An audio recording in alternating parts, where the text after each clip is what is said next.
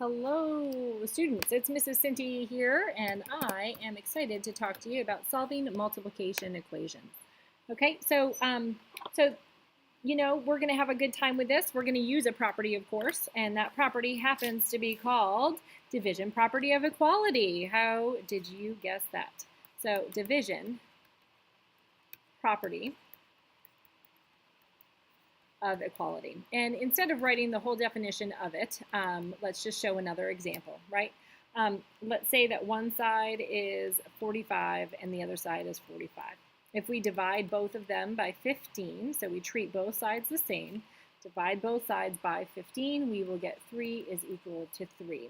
And that is, and that's absolutely true. Makes it a true statement, okay? However, you cannot divide by 0, right? Do not divide by 0, as it turns out in this thing. But to reverse the multiplication equations, we use the division property. So key again is to, you're going to guess what I'm going to say. I'm even going to write it in red. Isolate the term. Okay, we are going to isolate the term.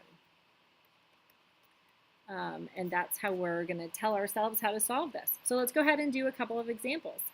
So example number 1, let's say 96 divided, is equal to 3y. Don't say that divided is not there. Now, get out your next color so you can really see what the next step is.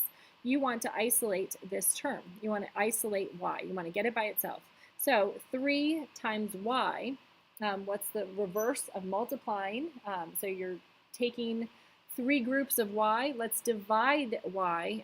Let's divide those 3 groups of y by 3. So what we'll do is we'll divide by 3.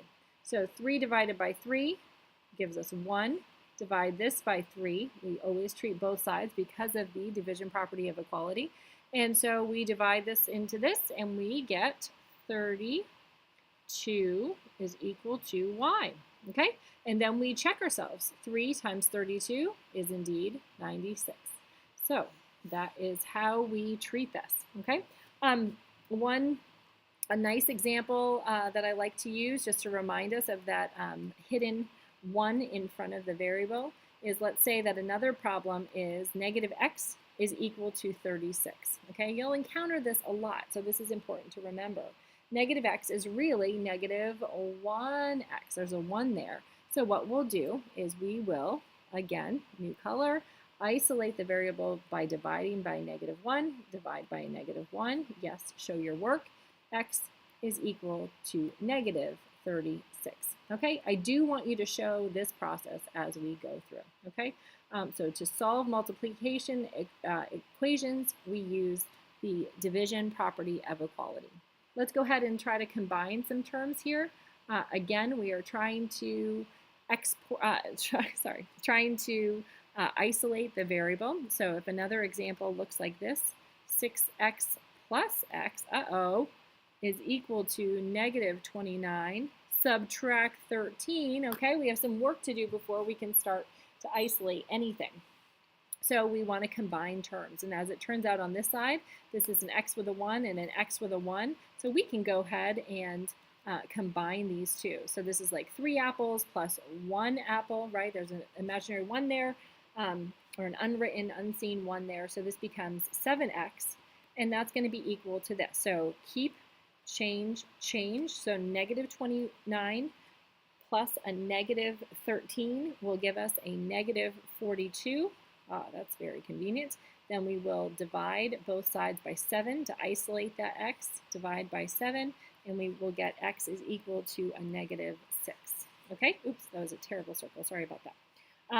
There we go. Let's look at just one more example, and then I'll set you free. This is pretty straightforward. We have a negative 2, with the exponent of a 2 is equal to negative x. Okay, let's solve this side. This means 2 of these negative 2's, so it really means negative 2 times a negative 2 equals a negative x. Negative 2 times a negative 2 is 4, is equal to a negative x. Remember, there's that 1 that's there. We divide both sides by the negative 1, so negative 4 is equal to x. Okay, and that's exactly what your paper should look like. So go ahead, now that you have these great examples in there, combine your terms. Remember, we're trying to isolate the terms, and good luck.